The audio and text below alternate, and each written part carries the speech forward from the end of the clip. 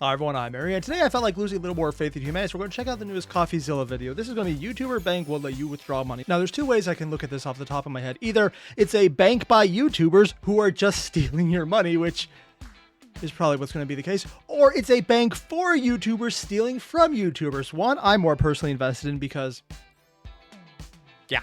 The other one is just horrible and will do the aforementioned loss of faith in humanity. Yeah. I don't know which option's worse. Both. It's probably both. They're both horrible. More importantly, though, we're going to just go check out just how bad this is going to get, because it's a Coffeezilla video. We know it's going to get bad and stay bad. Today we're talking about a bank promoted by YouTubers that's now become a casino and use. Yep, it's the second option. Or was it the first option? I forgot which way I ordered it. It's YouTubers stealing money from people. Oh, God, we're going Jake Paul on this thing. Can't get Except their worse. money out. This video is sponsored by Yada Safe. Yada, Y-O-T-T-A. Oh, they got a lot of people going into this. People talk about this. Yes, I have seen people talk about Yada recently. Hey, my name's Daniel. My wife and our family has 18,000 in Yada that we can't get out. Over $60,000 frozen up in Yada. How much? Okay, we had bigger numbers in the other videos I've done with Coffeezilla, but those are company numbers. Company money and human money are very different. $1 million to a company can be chump change because they have investments that could be easily 10 times that. And that's just on an individual development level. And the industry could be way higher than that. For a human level, the $6,000, $8,000, $10,000, that's a lot of fucking money. She's already at 60,000. If this is only the second person, that's going to be higher. Oh, God. $15,440.06 frozen in Yada. $7,270.60 frozen. $583. $98,000 frozen. Fuck! Yoda. 94,000, give or take, frozen. $46,699. Yeah, it's a disaster, and we're going to break down what happened. That's just a handful of people, so they definitely stole millions of dollars then. Let's start with the basics. A few years ago, Yada Savings advertised itself as a no-lose lottery.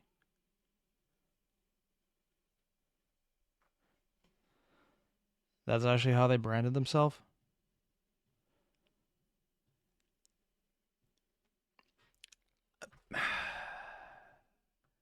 I'm kind of judging anyone who does go for this. On the one hand, it was promoted by a lot of YouTubers who you kind of trust. And if Markiplier isn't the family safe brand name who everyone should probably trust because he puts a lot of work into that's probably a good indication that they must have paid him a lot of money to do that. But the idea of a no-lose lottery is on its face impossible. You don't do a lottery without losing.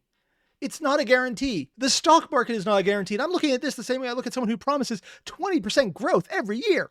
It is not real. But it's just like in the last video where he talked about the guys being promised AI multiverse investment, whatever the hell the rabbit turned out to be, AI bullshit. You tell people what they want to hear, and they believe it because they want to hear it. Lottery through YouTubers, where you'd get a lottery ticket by saving money rather than spending it. It's called gamified savings, and some took it beyond a sponsorship and bought equity in the company because they liked the idea that much. The most viral example of this was Graham Stephan, who claimed that I bought a bank. I decided to invest an undisclosed amount, and now I can officially say I am a small owner in Yada Bank. Now how did they structure this? So there's a few different ways this could actually be really bad. If it's just a scam, flat out, this can be something you could sue on. If they're not a complete and utter scam and they actually have anyone who is physical that you can find, you could sue them to recoup losses. There's probably going to be a class action if that's the case. If it is a flat out scam and these people are all smoke and mirrors who just happen to have the capital to be very upfront about their initial patsy, then it's bad and they might be able to find them, but it's going to be a lot harder to process. But if they're setting this up as you're not actually saving, you're investing, and everyone who buys into this is buying a piece of the company, that's an investment. That's not a lottery. That's an investment if that's specifically how it's set up as. I need more information, but that is a very big defining feature there. These videos are deleted as Yada has become more than a harmless savings app and users can't get their money out. But to understand what exactly happened, let's first go back to when they demanded an apology from me back in 2022. They did what? They made a brief appearance in a video called The Most Evil... Oh, seriously? He's actually covered them before? Oh, that was 2 years ago. Almost 2 years ago. Sorry, it's just hitting me that 2022 was 2 years ago. It still feels like we're just in 2020 part 5 at this point. Or maybe just it's part 2025, the sequel 2021. It doesn't feel like it's been that long. Holy shit. Business in the world, and for some reason they didn't like the cameo. They said, quote, given these false claims, we would like you to issue a statement in a video clarifying that your claim that Yada is a scam is false and misleading. Now, I never said that exactly, so I mean, if they're not a scam and they're instead investment fraud, technically that would be false. Investment fraud is worse. Worse in the sense that it shouldn't be, but it functionally is. Didn't apologize, but I found the next bit a bit more baffling. They tell me, quote, you could also conduct an interview with Adam Moelis, the co-founder and CEO of Yada, if you wish, which... He's going to say he doesn't wish, but that's actually, unfortunately, not a bad tactic for someone who's evil, duplicitous, and a piece of shit. Because you could bribe a lot of people who want screen time by giving them access to someone who would give them branding. It's unfortunately something you see. I only know this because of a few journalism classes I did, and the professors who were retired journalists, because journalism's dying, who would talk about this, that the way you would get access to someone is, I want to do a story on you. And if they grant you an interview, it makes the process a lot easier because you could just ask your questions to them and get an answer. It's really time saving, but the problem there is, it's really time saving. So a lot of people who would just want to get the interview done and move on, like everyone who had a deadline of, you need this done yesterday, and you have 10 more articles to write today, would have to follow through on, because that's what journalism has become. And by 10, I'm aware that there are plenty of places where 10 would be a conservative estimate. It's actually significantly less. I don't like to think about it because it's very depressing. So the idea that you're giving someone access as the bribe works. I hate this, but for someone who wasn't individually funded, like Coffeezilla is, for someone who is in a media organization where they're on a deadline, where their budget is very much set by their investors who require them to pump out material constantly, which is why a lot of them were then replaced by AI putting out bullshit, because it doesn't actually have to be good. It just has to be there to generate clicks, to generate ad revenue, because the actual reporting itself doesn't matter. That's getting into a whole bunch of things, but that's why they're offering that. It's not a good bribe to him because his funding is secured through Patreon, through people supporting him, through all of the various things, probably even just YouTube revenue. It's actually a good source to keep him from not being bribed by that, because anyone else, even if they know it's a bribe and they don't want to take it, there would be a literal editor or someone in upper management who would probably be contacted and say, yeah, no, you're taking this, and we're going to say what they want because content. Get it. That's why that's in there. And anywhere else it would actually be really effective, and I hate everything about this. Which I found odd. Either way, I decided to today take them up on their offer 2 years later when I checked back in on Yada and found customers' accounts have been frozen and their website looked more like a casino than a no-lose lot. Wait, this is actually a website? Oh no, it looks like it's multiple apps.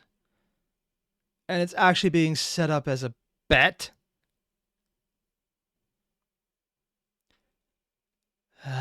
Online gambling rules are insane. I don't even want to try and think about them.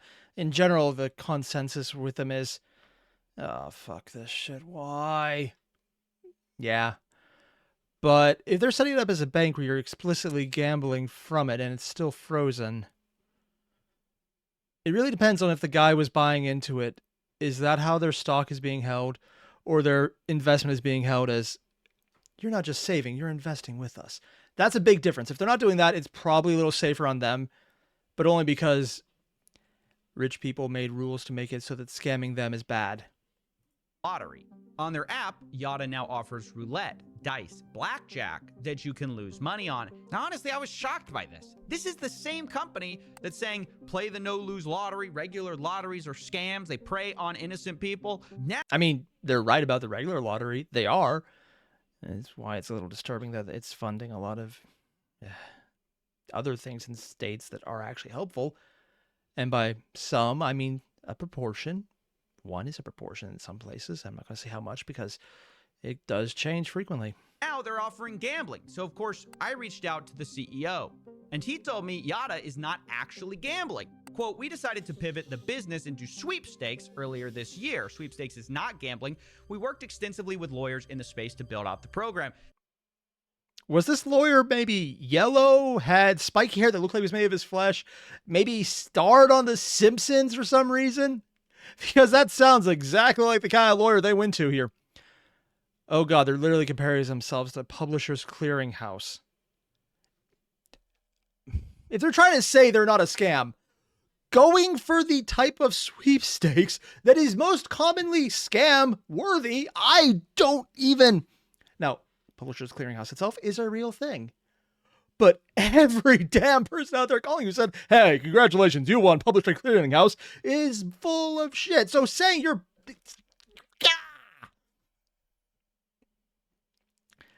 This isn't even scam adjacent. It's like they're looking at a how-to guide of not being scammed and then taking every option. It's like, let's do it that way. These guys know what they're doing. I hate this. I hate this so much.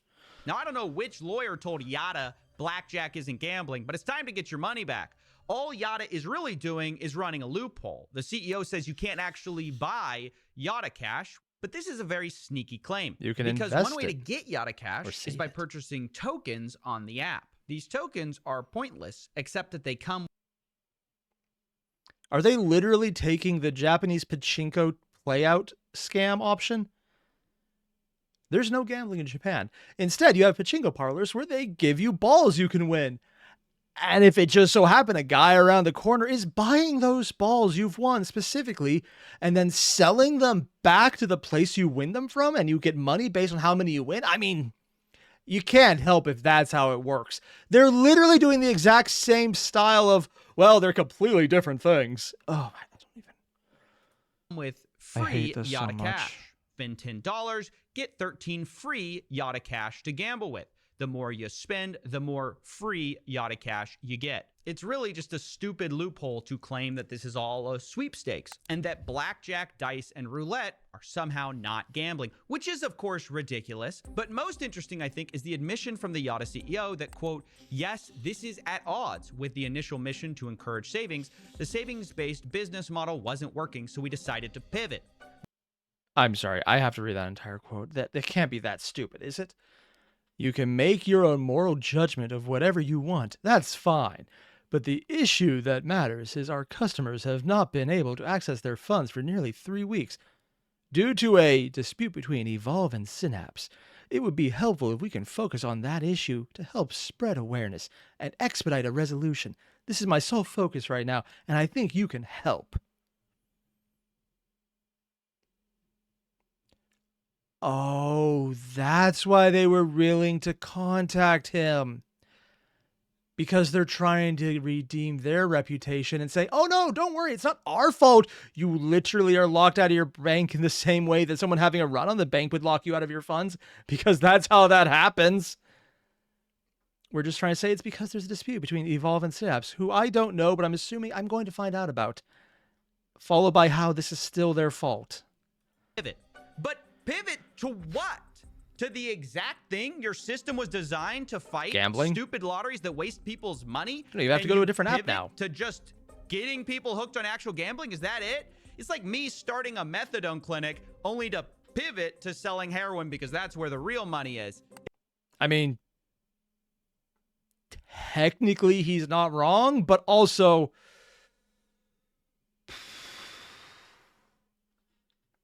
I mean, I just... Is it just me that this seems scummy in so many ways? It's probably just me. I hope it's just me. It's probably not just me. It's utterly ridiculous, and I told their CEO as much. And to my surprise, he responded asking me for help. Seriously? Quote, you can make your own moral judgment of whatever... Oh, so this is what he already had. Oh, maybe this is just the wrong slide then. You want, that's fine. But the issue that matters is that our customers haven't been able to access their funds for nearly 3 weeks. I think you can help. And honestly... he's right. I do want to help Yada's customers not getting their money, but I can't ignore that Yada is a savings app that became a casino, the exact thing they were fighting, and that's disgusting. 2, YouTubers brought people into a financial product that is now broken, and rather than address it, most of them have gone radio silent. Some are deleting their original videos.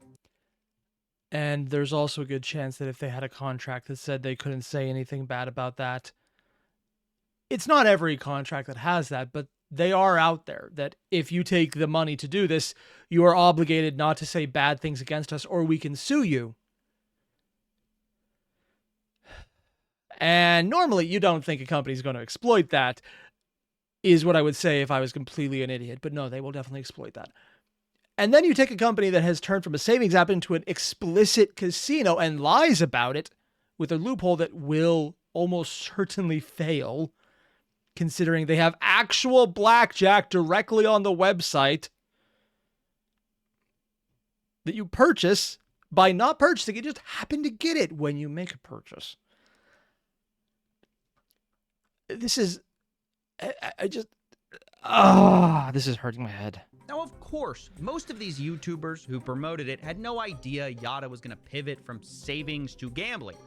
I mean, I could have taken a wild guess there and said, if your tagline is no risk gambling, or sorry, no risk, there is always a risk. If it's not a very steady, small return savings, it's a risk. The stock market is a risk. Even hedge funds are a risk. And those are only a risk because what they're basically doing is betting on things that if one goes up, the other will probably go up in exchange. Or if one goes down, the other is probably going up because it would benefit off that. Or making a very complicated eye do all the trades for them and hoping to God no one figures it out, which is also a risk. Kind of my work sometimes, yeah. Although I think it did cause a flash crash at one time. But I'm not sure how much that was real. Or that users' accounts would be frozen. But this is all the more reason that YouTubers should not be getting in the business of promoting financial products, especially finance YouTubers. This is why I always recommend hiding it under a pillow. Hiding it under a pillow, because this way, if someone tries to rob you, you at least can find out and call the cops about it. Unlike anywhere else, where you can't. You know, I was going to say that as a joke, but halfway into that, I realized that might become solid financial advice, and that's kind of depressing. I should have expected that. I've seen Coffeezilla's videos before, but it still kind of just hurts a bit. I've spoken to a lot of these people. They all tell me the same thing. Oh, I feel so bad. It's not my fault. I had no idea. And that's all fine. But when people bring up your name as an explicit reason they got into this savings account, it starts to ring a lot more hollow. So my brother actually told me about it. I'm pretty sure he found it through the Graham video. That would have been Graham Stephan. Who's Graham Stephan? Video? Graham Stephan's. Graham Stephan video. Graham Stephan. Oh, he's the guy who invested. A video. Graham Stephan, Andre Jek, guys that I like as, financial YouTubers. I have a very low opinion of financial videos in general. Not just YouTube, but like financial TV. Still annoyed that people listen to the Mad Money guy. Seriously, he's a hack. He's wrong more often than he's not. Entirely a good way to use his advice is to bet against him, and you actually make more money than not. And on the off chance that you happen to listen to him, you're probably going to fail. Seriously, it's actually more than 50% that he loses. So while you're going to lose a lot of your investments are, if you can spread it wide enough, you actually make good money back. You just need a wide range of capital sources to start investing like that. But if you can swing it, it's not bad. He's so horrible consistently that he's actually a really good indicator of what not to do. That's actually not in financial advice, if only because it would require you to have significant funding to take it up in the first place, which I definitely don't. But yeah, if you look at his track record, it's horrible. I'm hoping Graham Stephan's not in that category of bullshit, though. Yeah, this is the reason I hold financial YouTubers to a higher standard. Overwhelmingly, I find them to be more influential. Although, I have to say again, I don't hold them or anyone else personally responsible. I hold them all irresponsible for promoting financial products. This is not like promoting Dollar Shave Club, where people get a product and that's it. If the company goes bust, it doesn't matter. You still have a Financial products are different. You are asking people to put their money somewhere. If in 5 years that goes bust, people are going to remember you advertised it to them. And if you're uncomfortable with that, if you think your bank might blow up in 5 years, don't promote it. Yeah. Chill a VPN and have a nice day. But if you insist on telling people the best place to put their money, you better not be upset when they listen. By the way, as I was editing this video, someone released a podcast sponsored by, you guessed it, Yada. This episode is brought to you by Yada. Wait, what group is that? With Yada.com. Almost Friday? Almost podcast? Can't say I've heard of these guys. This is despite the fact that currently withdrawals are frozen. Oh, they did that after the now, point? I want to pivot myself and talk about frozen funds, which is a huge problem that goes beyond Yada and influencers. Since early May, many fintechs, including Yada and Juno and many others, have had all their user funds frozen, up to 200,000. Evolve also stressed that despite customer deposits being frozen, it is well capitalized. Okay, so they're trying to keep people not to make a run on the bank to withdraw everything and fail. A source who is familiar with the size and scope of the number of accounts impacted at Evolve estimated the number of frozen accounts to be under 200,000. The person was not authorized to speak on the record. On the one hand, for some financial institutions, 200,000 accounts is not much. On the other hand, that's a lot. And if we're going with just the numbers we had there, most accounts would probably have more than $1,000. So that's 2,000 accounts with $1,000. You could add that a couple zeros right there, just a few of them. And then you get the accounts that were getting close to 100,000 in there. We're looking at a significant amount of money just inaccessible. Unfortunately, I don't know who Evolve is still, so I can't say what their angle is. And accounts maybe a payment processor? And it's for many reasons that surprised users. See, most people saw these companies like Yada as banks. Remember, Graham Stephan even said, I bought a bank. I just bought a bank. But this it's isn't not quite actually a bank, accurate. is it? These are fintech companies, not banks. Wait, They're fintech? not holding anyone's money. They're not FDIC. And that's why they can get away with all that bullshit. See, I was under the assumption that it was either an investment, and you're buying a piece of the company, and that's how you save, which is not a bad concept because you're not actually buying savings. You're buying into the company, and the company can then give back returns based on the investment. So it's essentially a security at that point. It has different regulations, but they're not doing that. Instead, they're doing something as secure as crypto. Specifically, if you published your wallet password, if you're through an agency, or if you just put out all of the words that can identify your account, if you just made them all public. The reason I'm saying this is because if you're not FDIC insured, you have a lot of things you're allowed to do that a normal bank would not be, because they're stupid and will let you get fucked over.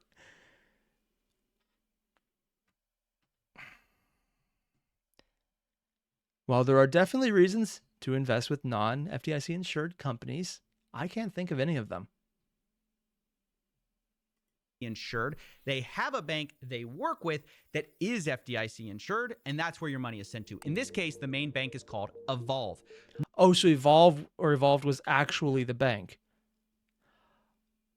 And if they're freezing accounts, it's probably because they found out that this is just gambling.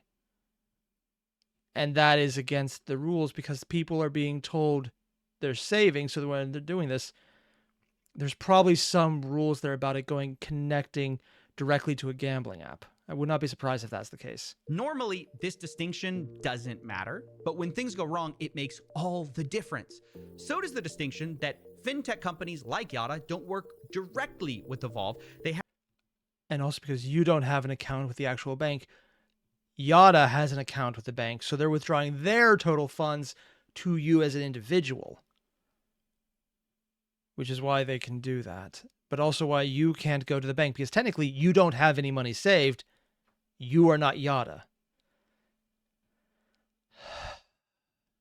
Yeah. Have a middleman called Synapse. And I want you to think of Synapse as an adapter from old tech to new tech It's kind of like your iPhone dongle. Remember that? Connecting a lightning cable to a headphone jack. Oh god, I That's hate those. I don't Synapse even want to think about them. connecting Don't banks bring them to up. fintech. And I know I'm not exactly an expert on this, so I brought in someone who is to explain what happened, because the next part gets kind of confusing. My name is Jason Mikula. I spent about over a decade in fintech and banking, including at Goldman Sachs. So I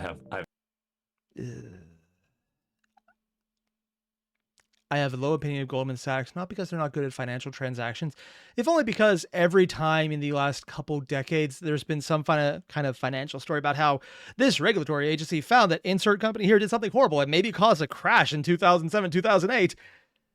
Goldman Sachs is always around the headlines for why they don't like certain things that would have stopped it. I just, I have some experience in the sector. What actually has gone wrong here? So the sort of proximate cause was on Saturday, May 11th. Synapse, which is this technology middleware provider or banking as a service provider, revoked Evolve Bank's access to what in the court filings is being referred to as the dashboard. Oh, now that's not how I expected this to go down. So the middleman between Yada and the actual bank revoked the bank's access. I was assuming it was that the bank being explicitly used in terms of gambling would be a thing, but I guess that wasn't against their bylaws, so it's something else that Synapse is going for. Which is basically Synapse's IT systems, including actual ledger information. And so when Synapse even being able to revoked access to that information on Saturday, May 11th, why did they revoke it? Functionally Error, froze tech, or all of those programs by ceasing to process payments. So Evolve's decision to respond to Synapse revoking that access is what led to users being unable to access their funds beginning on May 11th. And because if they can't transfer the funds, they'd just be going into debt against people they have to pay out. And they can't do that because the funds are still frozen. Continuing through to the present. People are saying, oh, it's FDIC insured. No. Why isn't that working? Yeah. And that's like I said before, because their money is not FDIC insured. Yada's money is FDIC insured.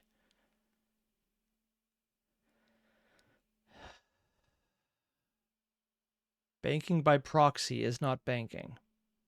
Yeah, so it is, end users' confusion is entirely understandable, right? One of the great successes of the American banking sector and American banking regulation is that you, generally speaking, don't have to worry about whether or not your money is safe. However, that in this case, and it's not the only case, has engendered some confusion for end users who see FDIC insured and read that as, this is safe. My money's safe. I'm going to. But it's not their money because they gave the money to Yada and Yada has the account. So if Yada lost the money, they would be fine. I mean, up to whatever the limit is for a company like that. It's probably well beyond whatever FDIC would actually cover. To get my money back. Now, what is FDIC insurance and what does it do? It protects depositors and users in the event that a bank fails. A bank has not failed here, and so there is no direct role for the FDIC to step in. I'm pretty sure it does more than just that, but this is one of those things I know I did read up on at one point, but also I made a point to forget everything about it because everything about this is pain. If Evolve had failed, the FDIC would step in, seize the bank, and sort of figure out the next steps. That's obviously not what's unfolding here. Right. So if you have money frozen, it is FDIC insured from a bank failure. But in this case, banks haven't failed. It's the in-between layer that has, meaning your funds are stuck until this is fixed. But it's not exactly clear when that will be because Evolve and Synapse can't agree on who owes what. The founder of Synapse says it's all in Evolve's control. We are doing everything we can to release funds. Wait. When he says they're not agreeing on who owes what exactly happened? Because that actually would be very important.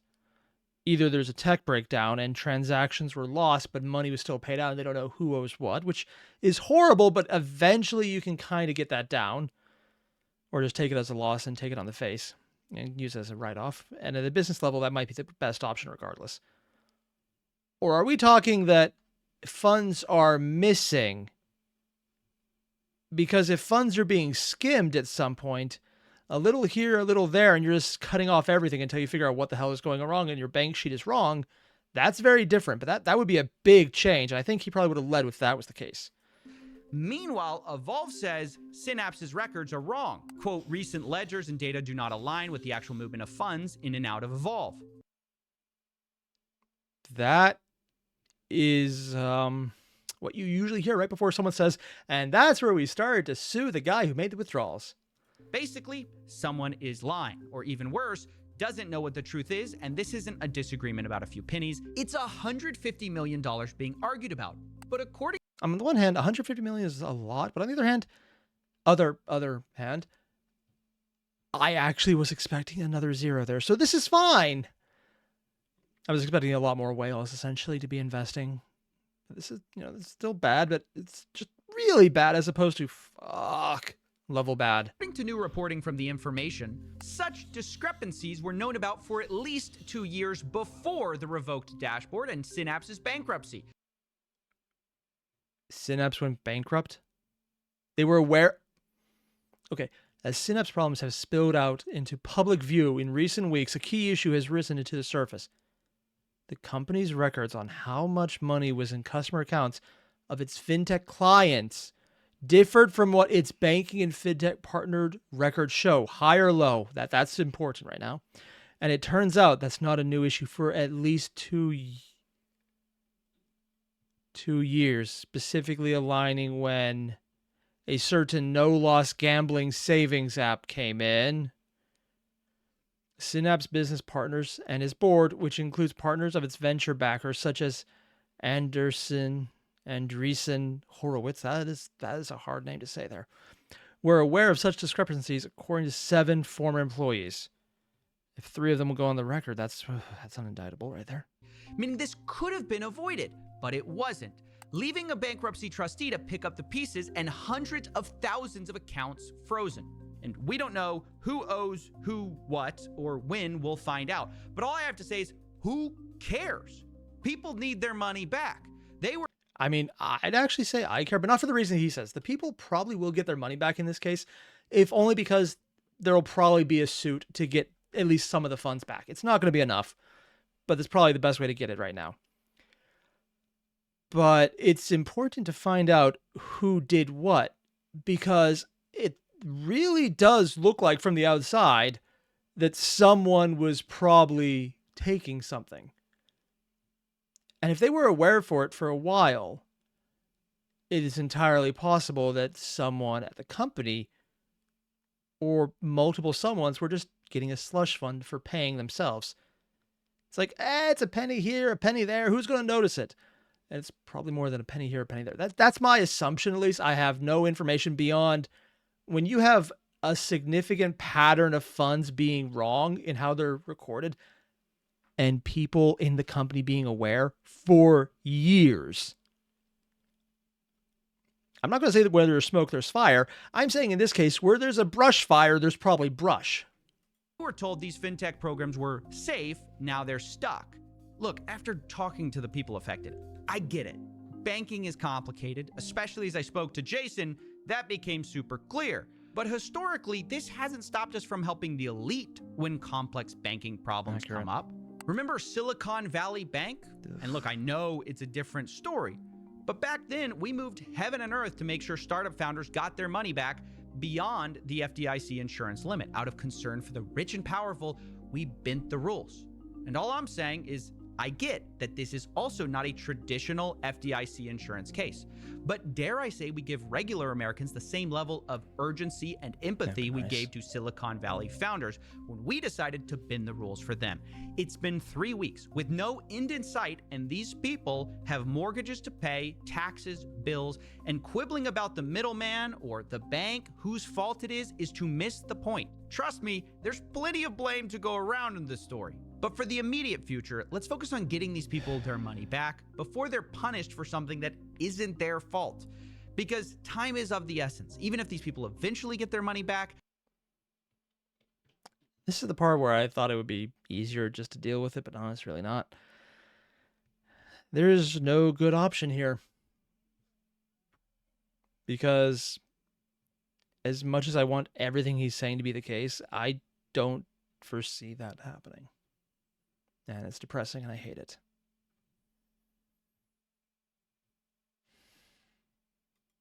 The win matters just as much, as people with frozen accounts told me. I mean, it means everything to me. I wasn't able to pay rent for this month. I wasn't able to pay my bills. I quit my job. I quit my career to go into business for my family, and my savings is my my safety net for doing that, for making such a crazy decision.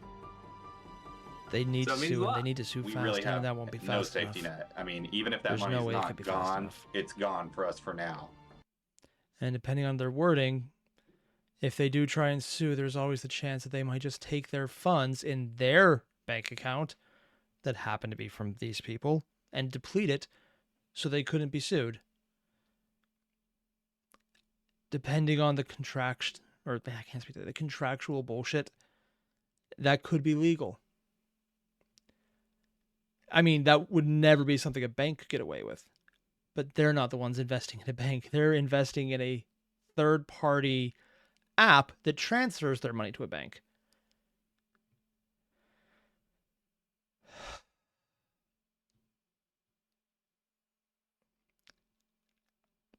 I hope the update, if there ever is one, isn't. And all these people were screwed.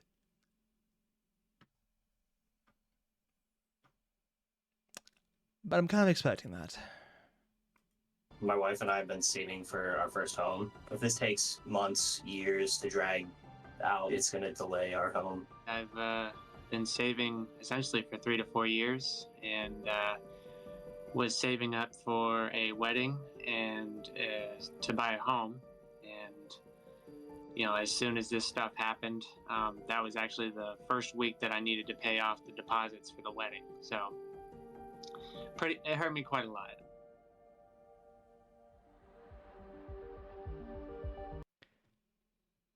Santek, CEO of Synapse, did not respond for comment.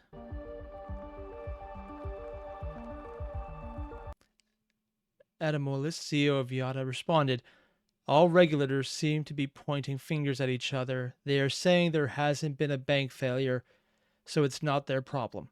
I'm hopeful your coverage can help in that regard."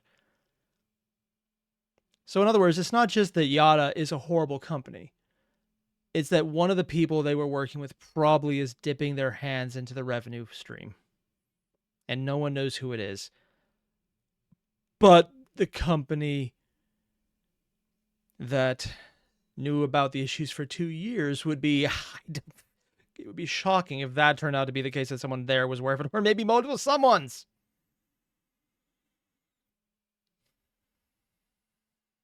I hate everything about this.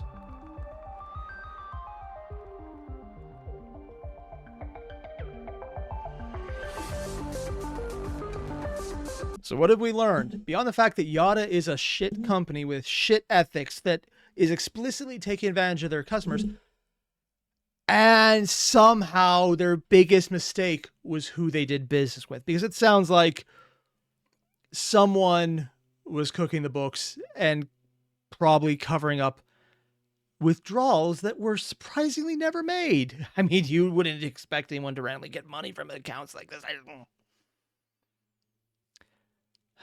I would like more financial information at this point. Here's the thing. Me saying that, this is an English major requesting information about numbers. So understand, everything I'm saying is with the full understanding that I hate this situation. Not just because of the human cost, but also because of the human cost. In fact, explicitly because of the human cost. In fact, there's really nothing worse than that right now. It really sucks. Because these people are going to probably get screwed. And that's the reality of it. I was kind of hoping that if it turned out to be investment and people were investing into it, that motivates people to do something because it's just been codified a lot easier to how to deal with that. It can be put into writing. You can see exactly where returns are. You can get something done.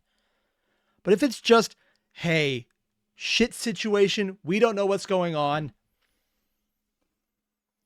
that's not really something anyone's going to step in about because it's a novel situation that isn't a bank collapse. And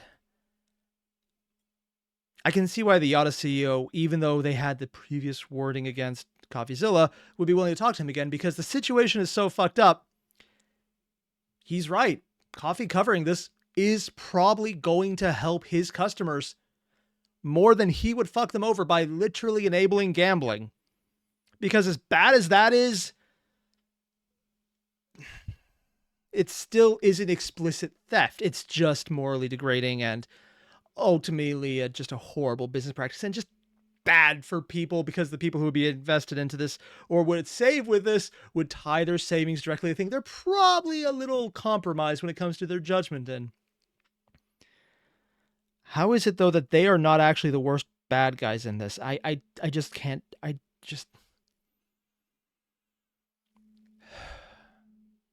The follow-up is going to be something along the lines of, and I think we found where the money went, and it was this guy, or this company, or this is how much money they said they had, and here's how much money they actually had. Seems like someone took some. It just sounds like embezzlement is happening at some level, and they're just saying nope because they finally decided to look at it. I hate everything about this. If you haven't already, there's a link below to the original video. Hit it up. If you already listened to this entire reaction and then you decide to look up, one, thank you for watching, but also just go watch the video still. Do that. And I'll see you guys in the next one. If it happens to be something less depressing, let me know because I would like something less depressing right now. Please. Please. I hope the update's good, but I really don't expect it. Let me know if it does come out soon. I have a morbid fascination with finding out what does happen. Either way, I'll see you guys then. Adios.